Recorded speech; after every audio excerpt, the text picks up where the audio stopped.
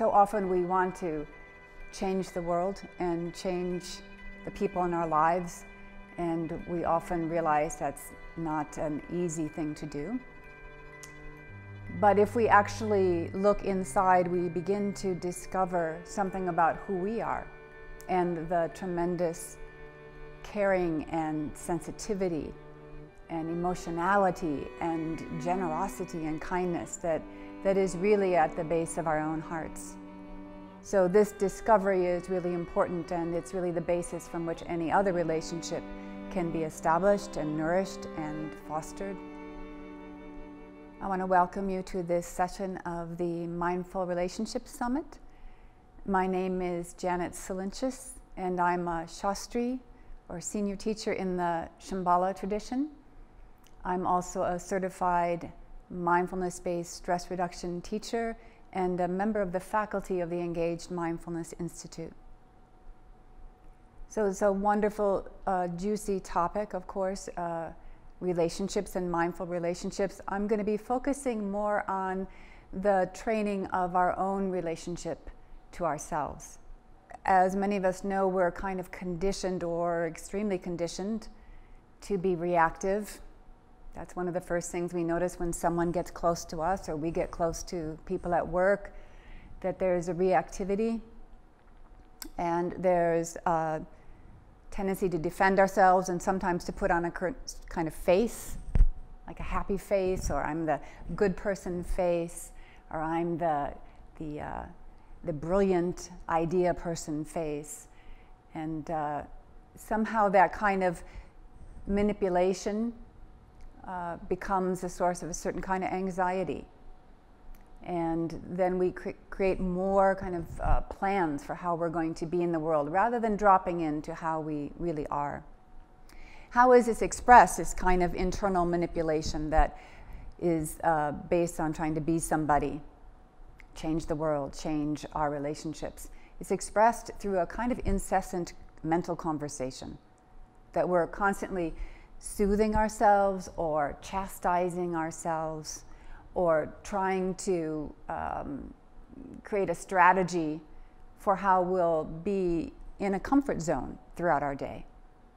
And the irony, of course, is the way we try to create a comfort zone is actually not that comfortable. So we tend to spin the stories of how we want things to be. We tend to push away the feeling of fear or inadequacy, and we create a different me. So it's not that comfortable, but like putting on an old t-shirt, you know, it's familiar. And it might be a little shabby at this point, or a little smelly, or it's you know, not something you'd really want to wear in public, but it's familiar. So the process of meditation and the mindful journey altogether is really about seeing who we genuinely are, and looking for that freshness, contacting it, not manufacturing it, but contacting the freshness of who we are, which of course is always arising fresh. There's no old t-shirt me. It's always arising fresh. One of the great meditation masters of our time, the founder of Shambhala, named Chogyam Trungpa, would give his students this image of natural beauty, the natural beauty that exists in all of us. And that's the basis on which we would explore who am I, and what is meditation, and how can I transform some of these conditionings, these habit patterns. He said it's always a natural situation, a natural beauty, just like you'd walk out in the landscape and be so drawn into the colors and the shades and the feeling of the air, that when we meditate, it could be that same kind of situation, the same kind of love of the natural situation that exists within us. So all together, I think this is part of creating a long-term friendship with ourselves. And so often we think of long-term relationships, and maybe we think of that with lots of hope, or maybe we have a history that makes us cringe when we think of long-term relationships. But the relationship that is most important in a human lifetime is the relationship you have with yourself. And from that relationship, then something starts to be expressed. And it could be if the relationship is one of lots of inner hostility, then that's what we express in the world, and that's the world we tend to find ourselves in. So cultivating a kind of heartfelt, wholehearted, kind relationship with ourselves, and taking the time, like a long-term relationship. You don't try to push the agenda. You just take your time, and you give yourself moments of rest, moments of inquiry, moments of discovery, and then you just continue with your day and not continue with trying to make a friendship all the time. It's just giving it the time and then letting it go. Giving it the time and just letting it go, so that it's more natural, that we don't constantly have to be, cultivating. We can also learn how to relax. So really looking at these kind of psychological processes that keep us in a small world, a tiny world sometimes, a feeling of trapped or feeling of being isolated. Those processes need to be looked at clearly. And so the process of doing that we call meditation. We use mindfulness and awareness to sort of look at those psychological processes so that we can become familiar, and so that we can learn how to respond skillfully to what goes on in our experience. So what is the essence of mindfulness, meditation?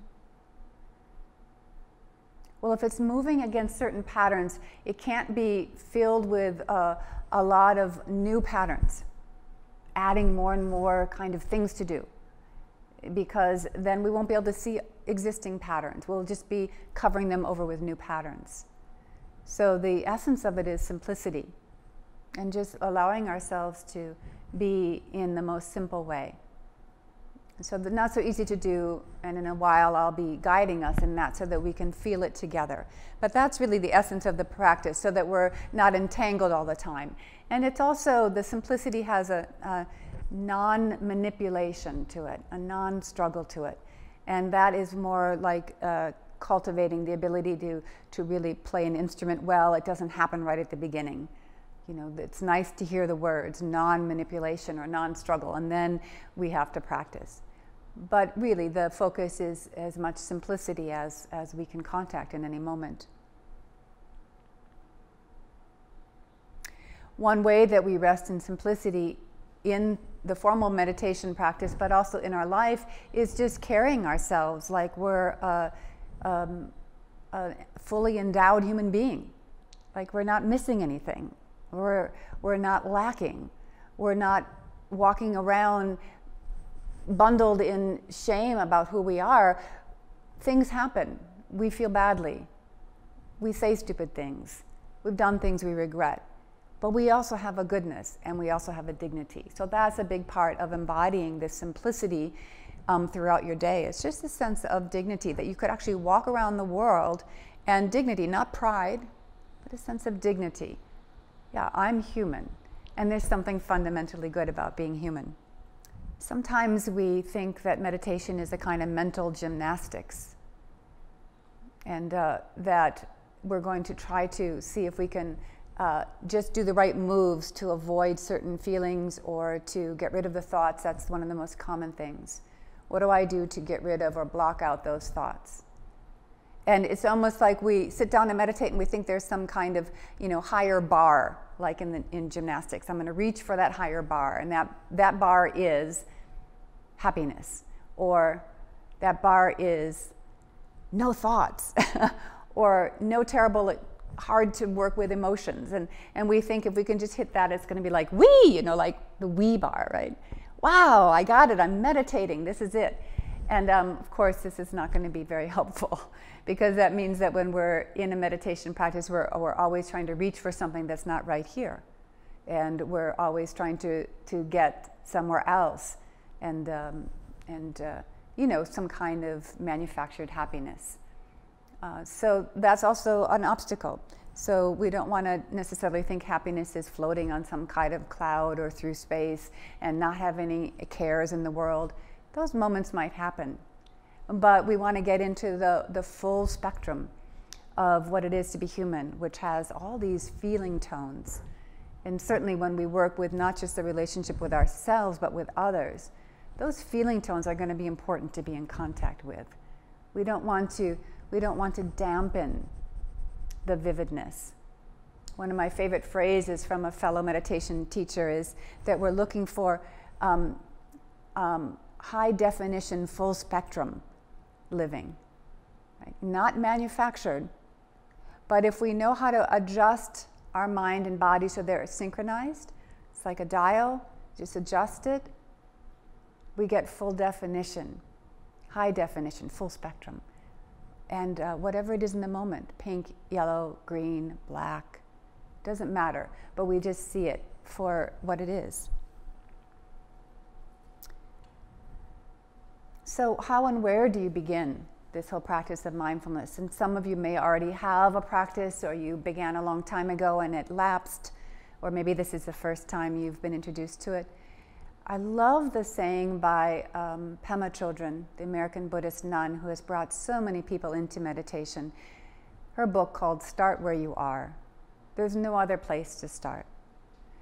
So it doesn't mean we start when we're feeling better about who we are, when someone loves us, when we're less anxious, when that kind of weighty feeling of depression is lifted, or that kind of tight grip of panic and fear has relaxed. If we always wait for another moment, then we'll always be waiting and we'll miss this moment. So we're really trying to start where we are and see the goodness in all of it. And so a couple more things I want to say before we actually kind of explore this in a real-time way. One of the partners of this program is called Shambhala Mountain Center. And the word Shambhala, we might associate some of us with a song that we heard, if you're my age, a long time ago. But it's actually associated with peace and harmonious society. So we have here in the partner of this whole program some kind of vision that I think is important to bring forward, which is that there's almost, you could say, two things going on. One is that we're trying to develop this relationship with ourselves. So we're more at peace with ourselves and we can feel the fullness of who we are without embarrassment or shame or hesitation. We can just feel it. And that has something to do with Shambhala, the sense of the bravery it takes to do that, to be on an individual path, to grow up a little bit every day, and to really be interested in your life. That's a big part. But the other part is that doesn't stand alone, that's in service of a wakeful society.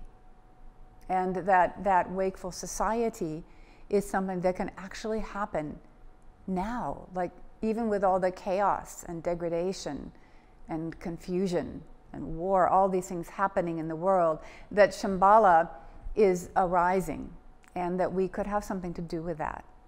And so that when we sit down to practice, we're working with this clarifying our own situation, but also extending to others, helping others not by bringing our agenda for how we're going to help, but by being present with. So that goes from one person to one person. As Sakyong Mipam Rinpoche says, the leader of Shambhala, it's just you and me, and that starts a society. So that simple relationship, you and me, is society. Okay, so I think I'll just guide for a little while so that we can just orient a little bit to this sense of relationship with ourselves that is perhaps with a little less struggle or less judgment and more in tune with our body and our environment.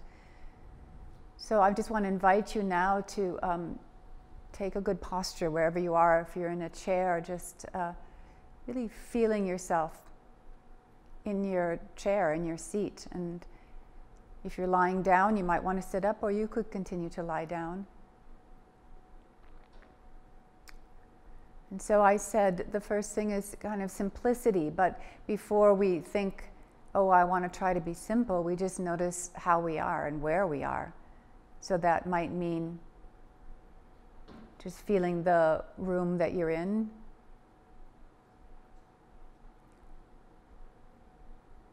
Noticing if there are sounds in the room. This is the process of waking up and orienting as a human being, which we're doing most of the time, orienting ourselves.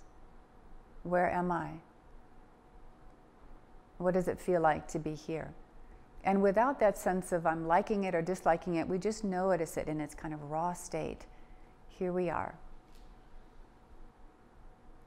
And you can continue with eyes open, or you may want to close your eyes so that we're tuning into this relationship with ourselves. So we notice we're in an environment,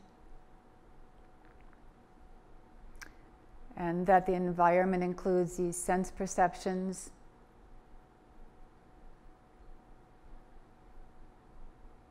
And these sense perceptions don't require a lot of thinking. Just simply sound or smell, or if your eyes are open, the sense of light or color.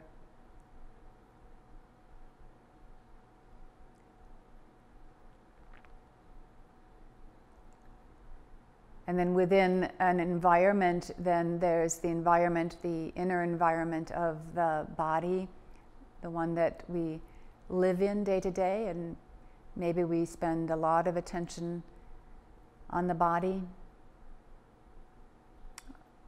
Sometimes we spend very little time with the body. So it's really about the quality as you're sitting here of feeling your body and the sensations of the body with this quality of interest,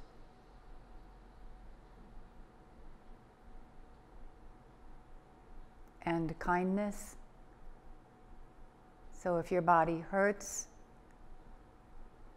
or if it feels wonderful, relaxed, anxious or tight, no matter what we meet, we're just present to it.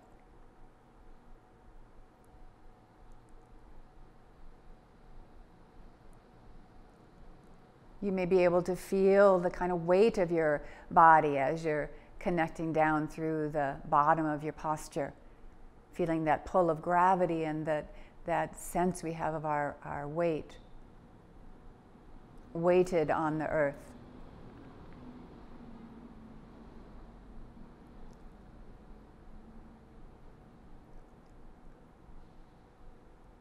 And then since we've been practicing waking up, there's most likely an uprightness in your body, and also just feeling that it's natural. We don't walk around the world hunched over on all fours. There's a possibility of having a really wonderful, upright, dignified posture.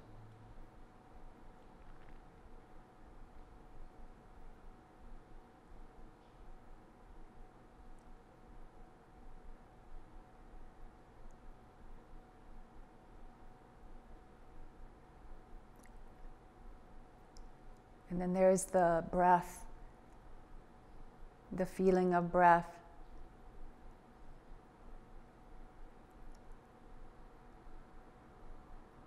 The natural mindfulness of breathing.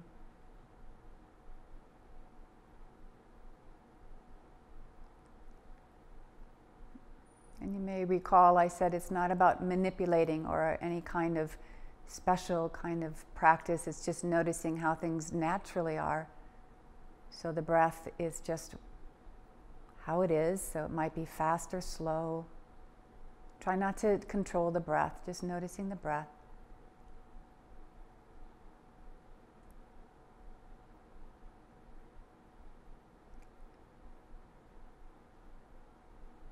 And so we have this feeling of body and breath, and always coming back to the approach of creating a friendship with yourself. So if you are judging your body, or your mind has making it very difficult for you to sit here and to feel the body, see if you can just continue to stay. This power of staying helps cultivate friendship. Staying with yourself.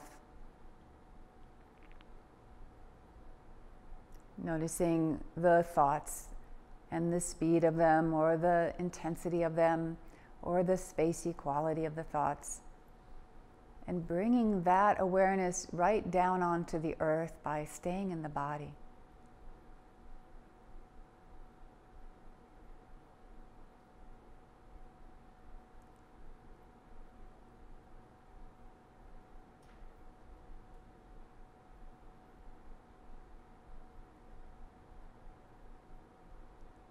And just staying here in this embodied presence.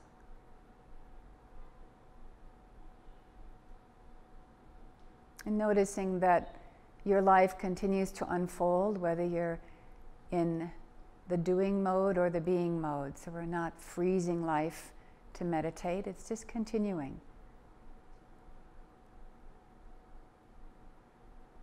Muscles contracting and relaxing. Breath moving in and out. Thoughts coming, going. And perhaps there is also the presence of some emotional tone.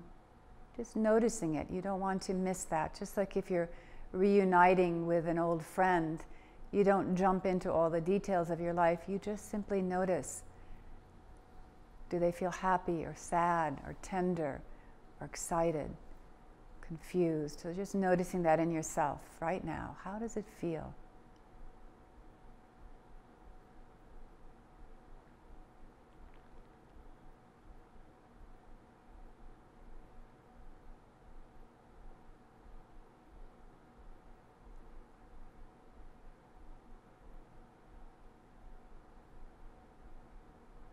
And now if your eyes are closed, just opening them and seeing if you can mix a sense of awakening to the feeling of the inner landscape with this outer environment. Just a sense of being present again, wherever you are.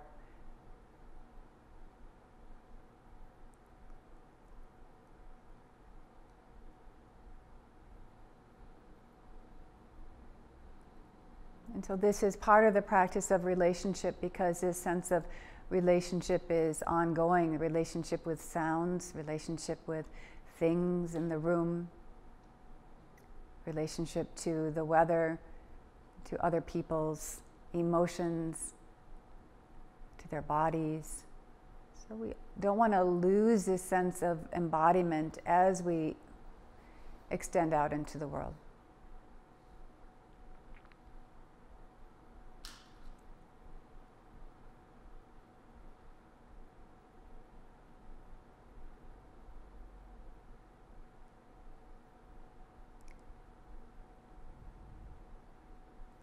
Okay. And so just a few more words. So I said earlier, this developing the most important kind of relationship, the primary relationship with yourself is so important, because how we are and how we view ourselves is going to be expressed whether we think it is or not. In other words, we think we can cover up our deep sense of inadequacy, or our fears, or our disappointments, or our judgment of even just how we look. And it somehow telegraphs out to our environment. And so rather than getting too worried about that, we just want to keep finding ways to drop in and just let ourselves make this friendship a stronger friendship, a more consistently reliable friendship. And so I'll just want to close with words by the founder of Shambhala, Chogyam Trungpa, because they can have an impact. They had an impact on me, I don't know about you, but he said, we could afford to make love to ourselves. So I hope this day and the days ahead have some sense of that you actually are, as a human being, able to make love to yourself. And from there, we create all different kinds of relationships. Thank you.